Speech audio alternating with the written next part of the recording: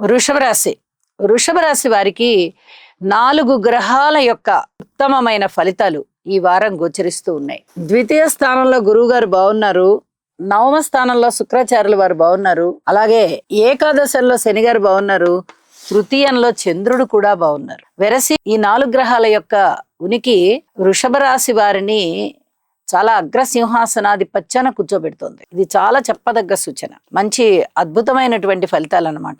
పరపతి పెరుగుతుంది, వ్యక్తిత్వం బాగా ఇనుమడిస్తుంది, అనేక విధాల శుభత్వాలు చేకూరుతూ ఉంటాయి, లాభాలు వస్తాయి, కుటుంబ జీవితం బాగుంటుంది, కుటుంబంలో అన్యోన్యత పెరుగుతుంది, అకారణ ద్వేషాలు మీ మీద ఎవరికైతే ఉన్నాయో అవి తగ్గిపోతాయి, అన్నదమ్ముల సహాయ సహకారాలు ఉంటాయి, విద్యార్థులు మటుకు కొంచెం కష్టపడాల్సిన పరిస్థితి ఉంది.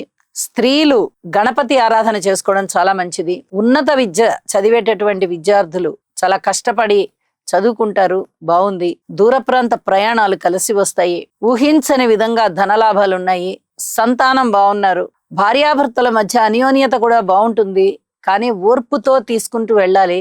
సమయం బాగుంది కదా అని ఏదంటే అది మాట్లాడేయకూడదు. అన్ని అవే బాగుంటాయిలే అనేటటువంటి ఆలోచన కూడా వద్దు.